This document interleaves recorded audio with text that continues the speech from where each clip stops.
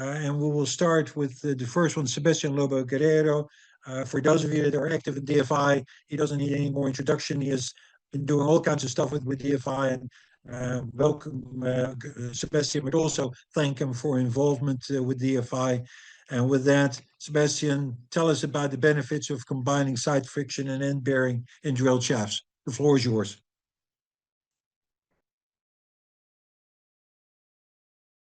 All right, can you guys hear me? Yes, we can. All right. For some reason, I don't see my camera. I think I was passed from attendee. But anyway, thank you very much, obviously, for being here. I don't know if we can go one slide before. Actually, couple. All right, let me start with this one. So, as Gerald said, thank you very much. It's an honor to be here. I've been with DFI for a long time. I've been doing different activities. I was the chair of the national conference a couple times, and I do the podcast and try to help on any capacity. Also with the S3 and presented on numerous conferences.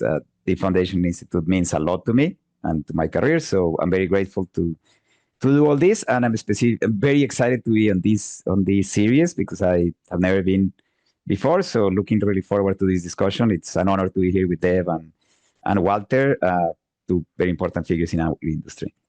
So the outline for today is very simple. We're going to talk about design, and I know this is about testing and how to save money on testing, so design may sound a little strange, but testing helps in changing design and the way that we do things and optimizing, and obviously that's where the savings come. So we're going to talk a little bit about changes or recent changes in design equations and the importance of quality control and how can this benefit and save money. And we'll go also into construction and the role of instrumentation and testing on all this, right? The whole objective is to save money. How do we do that on the project? So I don't want to bore anyone with equations right now, and that's not really what we're here for. But just to present in general, before 2012 and early, we used to have the A.G.E.S equation mostly in transportation to determine the skin friction. Obviously, a drill shaft, in this case, we're looking one in rock, has skin friction and end bearing. And the skin friction used to be a function of different things. It's the original Kolhawi and Horvath and Kenny equation, but we end up adding alpha values that are a function of the RQE and things like that. Not to plug any numbers, but if you say that the design is controlled by the strength of the concrete, that value used to be 19.7 KSF. Around 10 years ago, we changed a little bit the equation, and in reality, what we did is that we went back in time, and we went back to the original Horvath and Kenny equation that was way simpler, and it was just, if you're working on TSF, it's just the square root of the unconfined compression, and that's it. Either the concrete or the rock, whatever is lower. And that's the way that we change it, and that in itself brought us a huge change. If you say that it's controlled by the same concrete, 3000 PSI, now instead of being 19.7, it's 30.3. So it's an increment of 1.5 times on a skin friction, right? And we're making this change based on FHWA recommendations from the general circular done by Dan Brown Associates and a lot of DFI work actually on all this. But around the 2015, we make this big jump and we say out of kind of nowhere, now we're going to increase 1.5 times what we used to do. And that's only on the skin friction. Probably the biggest change is on end bearing. When I started my career, and even when I was in school, we knew how to calculate this skin friction and we knew how to calculate end bearing. But how you combine the two, right? And I remember taking my first foundation class, and the professor was kind of trying to avoid the topic, and he was like, well, you calculate both, and depending on the size of the pile, you add them or just use one. When you start in practice, the approach 20 years ago was you just use one or the other one. You don't combine both. And why don't we combine both? Because the mobilization of a strain occurs at different times. When you are talking on skin friction, you get peak value at about ½ inch. So that means you need a displacement between the two materials to about ½ inch to really engage. Now, on end bearing, the distance to engage is completely different. Typical assumptions is that is 5%, 5% of the diameter. Basically, if you take the diameter, calculate 5%, and you say a vertical deformation of that value is when I get to ultimate. That's a conservative value. Terzaghi approach was actually 10% instead of 5%. But there are ways that we can see and estimate this ultimate value. In reality, it's even questionable if this value truly exists. We were with Walter actually in Chile last year at the Pan American conference talking about this. When do you really mobilize ultimate, and especially in rock? So because the difference in compatibility of the formation, the traditional approach was to neglect one, and either say that it's skin friction or say that it's embedding, depending on the formation. In the mid to, let's say 2015, this approach completely changed. And we went into a more aggressive way of saying, no, we're going to combine both. And what we're going to do is that we're going to kind of take a portion of the embedding that happens at the moment that I get peak on side friction. So it's basically the equation that I have there, 2.5 times the unconfined compression is the ultimate end bearing. You basically take a fraction and it's just prorating and saying, at a half inch compared to that value, compared to the deformation that I need to go to peak on a bearing, what portion of end bearing I get. So if we're doing a 5-foot shaft, for example, it end up being, I don't remember exactly, but it's something like 15% or something. We basically take a fraction. So that's what I'm showing on that plot below, which is kind of that compatibility. You may be asking, how does this compare to money, right? I'm talking equations. I teach at the University of Pittsburgh, right? And obviously, this is a lot of the stuff we do, but I'm not here to talk about this today, right? I mean, what I just want to talk is these are basic principles on design, but we are changing the way that we do things. And obviously, this is bringing a lot of savings, but this has to be tested. So I guess the angle that I'm trying to do today is showing how changing in design validated by testing can give you a lot of savings. So for this, I'm going to use a specific example. This is a project that we did, I don't know, about 7 years ago when we changed the methodology. The initial design that we did was using ASHTO before 2015, and we have our rock sockets, and they have a length. And then we look with the new equations and say, this is the most aggressive way to do it that is still validated by code. And we reduce, by combining end bearing and side friction, and by using a more aggressive side friction equation, we reduce the rock sockets by 1/3. That right there is a saving of 2/3 of your cost, which is huge in the cost of construction of a drill shaft. Everything was pending that we were going to do testing to validate that the equations were appropriate, right? So we did a technique shaft and basically did an O-cell test, which is what I'm going to show today, to demonstrate, that was possible. This particular test ended up changing the history of how drill shafts in rock are designed in Pennsylvania for transportation purposes, because this testing and this program validated that. And as I said, for that particular project, it brought a huge saving. It reduced by 2/3 that cost. But if you think about the cost on projects that came after that, it's even bigger. So just go through general aspects of this. The drilling tools that we use for the shaft were, the regular. We have augers and buckets and all that. There is the basic geometry and material quality control. It's the slump test that we're used to do, but now we do in an inverted way. We just mentioned the radial. We do it with and without that rebar that you can see. It's simulating the rebar, making sure the material can pass through. You also see other elements on the picture, like entrapped air and different things. Those tests always have to be done. But probably most important are the tests that we do specifically to control the quality of this test shaft. So the standard now is we typically do a sonic caliper or some kind of laser control that we can know the geometry. We do the mini seat during construction to make sure the quality at the bottom of the shaft is acceptable. And we do downhole camera or a visual inspection to see the size of the wall.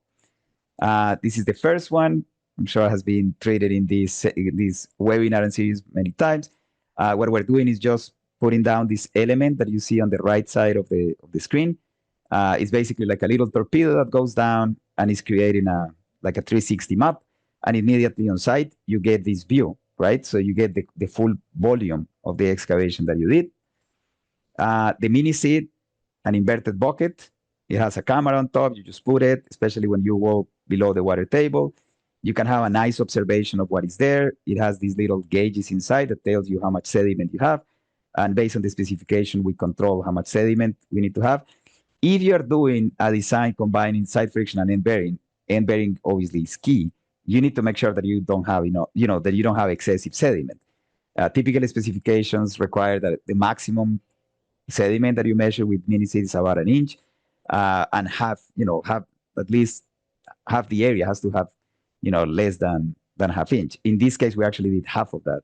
Maximum was ½ inch and 50% of the area with less than 1/4 inch. So obviously, if you are relying on a bearing, you have to be extremely tight on these requirements.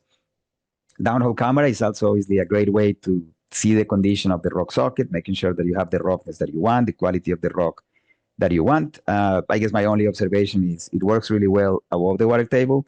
When you are below the water table, it could be tricky. The water could be muddy. There is flocculator agents that you can try to use, but I don't know. Try it, but it may not be super successful. So if you do all this quality control during construction, you are going to be able to construct a good shaft. Now, that's not the end of the testing that we have to do during the construction.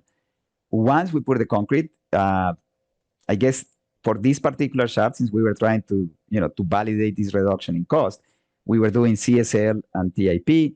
The standard really these days is, you tend to do just one or the other. We recommend always doing TIP, but still installing the tubes for CSL, just in case if you get something that is of concern at TIP, you can do the CSL and confirm it or not. And for this particular project, obviously, we end up doing the OSEL test, which is what we're talking today.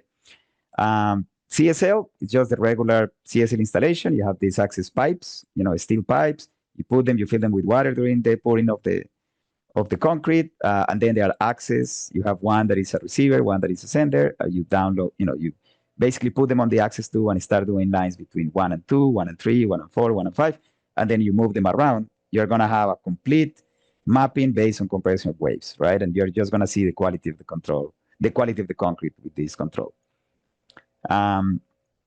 Similar, in this picture, you can see the CSL pipes, and you can also see the tip. It's all easy to, these days, especially with all the great work that GRL and PDI have done, you can capture the information, especially on the tip, really quickly. And then once you confirm that the shaft it's properly constructed and the concrete is cured and everything is good, then that's where we go into the OSEL test, bidirectional load testing. There is a couple ways to do it.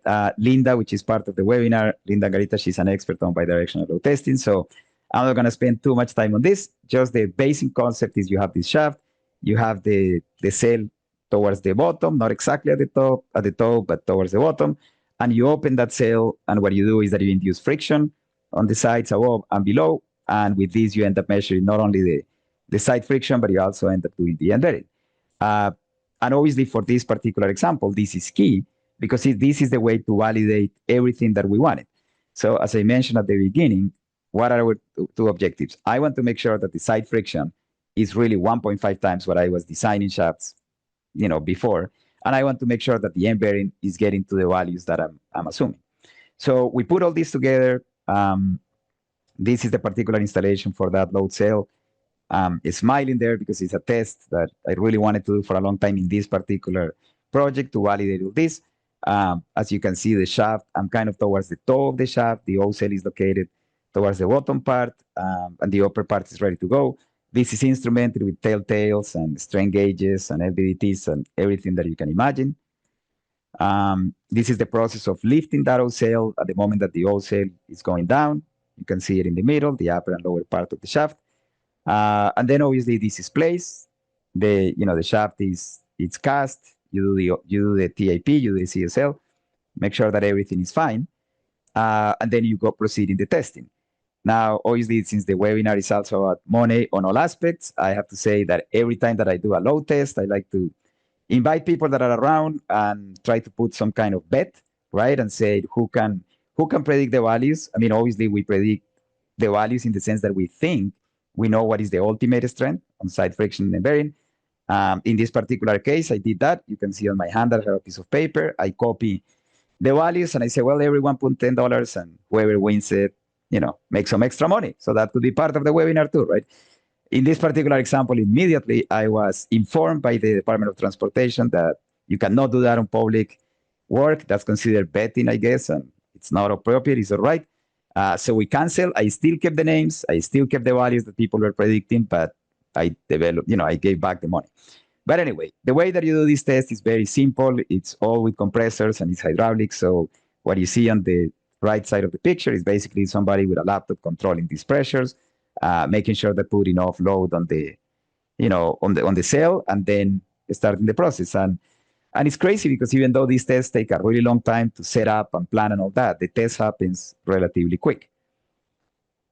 These are the results of the OSEL test. In every bidirectional test, we typically get this diagram, which is called the butterfly diagram. On the x-axis, you have the load, right? And on the y-axis, you have the deformation. You have two parts, the upper and the lower part on the screen, right? And then the upper part basically is showing you the upper part of the shaft. The lower part is showing you the end bearing. And sometimes they are tricky to understand, so I want to spend like some minutes here navigating. So what happened when you start the test? You start putting load, and as you put the load, you start having this elastic response. Obviously, you can see that on every stage we stop, give the load for a little bit, and then continue. Then as you keep going up, we stop really at some point for creep. And in this particular case, you can see what happened on creep. When we stop here, even though the load is constant, deformation continues on the upper part, which is a sign that you're close to failure, right? It means that if I hold the load, right, it's just going to continue moving up. So that tells you that you are close to failure. And as soon as we continue, then it went up and it basically lost all the resistance. Once you lost the resistance on the upper part of the shaft, you are done with the test, because on the OSEL, when it opens, if the upper part gives up, there is absolutely no reaction, right? So it's just going to go. How do you see that on the bottom part? Many people incorrectly look at this and say, oh, okay, well, it failed. It's a coincidence that failed on the upper part and it failed on the lower part at the same time. But just keep in mind, the bottom part has not failed. It's just that you cannot apply any load anymore because the upper part, which was your reaction, is gone, right? So the only thing that you prove on the end bearing there is that at least you got the value that is there, but the true value, who knows what it is. The upper part, you can see that fails, it unloads. The upper part, in my opinion, is still kind of like in the elastic region, just starting to transition into a little bit of plastic. So we probably are far from what we thought we were. So how all this compares, and I guess this is the main conclusion of all these tests, and it was the whole point of doing this. I guess if we can have next, because my arrow is not working. All right, so that takes us to this table. And I like to kind of like say this is the conclusion of what we're saying, but it's predicting drill shaft capacity, are we close, right? So we went into all this testing program because we want to save money. As I said, it's a very exact amount. We're doing 1/3 of the length that it was before. So we're saving 2/3, right, of the cost. The value that we predicted, just using the equations that I showed at the beginning, we predicted 9,300 kips, and it failed at 9,371. That's extremely good, right? And that obviously it's for the skin friction. So that validates the first part or the first slide on the presentation. That new equation that we're using, that is 1.5 times what it was before, is right on the money. It's giving us exactly the value that we needed. Moreover, the deformation, I predicted 0.4 only based on the fact that 0.4 is when I pass from peak to residual. This is the best part of all this. I didn't even do a calc to predict that. This is just based on the Ashton manual and FHWA. This has been observed. That value that is close to 1/2 inch or 0.4 inch, it's really when you go from peak to residual on any kind of interface. And then that was proved by the test because we got it at 0.31. I mean, obviously, it's not exact, but it's pretty close. The bottom part of the table is talking about the end bearing and, like how much we really got. The values are really close, but you can see that I didn't even put the red boxes or the blue boxes. The reason is because even though it shows that it was close to what we predicted, at least in capacity, we were not really at failure. So my conclusion is, if we use these methods, if we combine end bearing and we combine set friction, we get very optimized design. We save a lot of money, in this case, 2/3 of the socket length, and it's a very trustable way to do it. Now, regarding end bearing, I will also say, even though this works and it saves money, you are still not even close to where the true end bearing is. But for our purposes, this is probably enough. We can live with this. We can work with this. It's saving already a ton of money. It will be interesting to continue seeing what is truly. Obviously, after all this work, I keep putting always this debate, which is there even a concept of end bearing or a limiting value on end bearing when we have rock and you don't have any cold seam or any car standard, I mean, basically, if you have a good core run recovery, there is no voids or anything below. How is this kinematically possibly even to fail on Enberry? I remember having conversations with Fred Colhowie from Cornell and even Dan Brown on these concepts. And I mean, I think we all agree that mechanism is not even realistic, but that's a discussion for another webinar. For what it concerns us today, I can only say Enberry is really underpredicted the way that we do it, which is good. It's conservative. And even with this, we save a ton of money. So I think that's all that I have for today. And I will leave you with Walter, which is going to show us some really cool stuff. Thank you. Yeah, Sebastian, thank you very much for a very interesting presentation. The only concern that I have right now when I listen to you, and it's something that we as engineers, we don't often realize it, is the use of the word failure. When people hear failure, people that are outside our industry might think that either the shaft has failed and therefore can be used again or something like that. Well, we really need to start thinking about how uninformed people hear our words, and then failure is not, because your presentation definitely did not fail. The test did not fail. We got very good information on that, and we'll talk some more.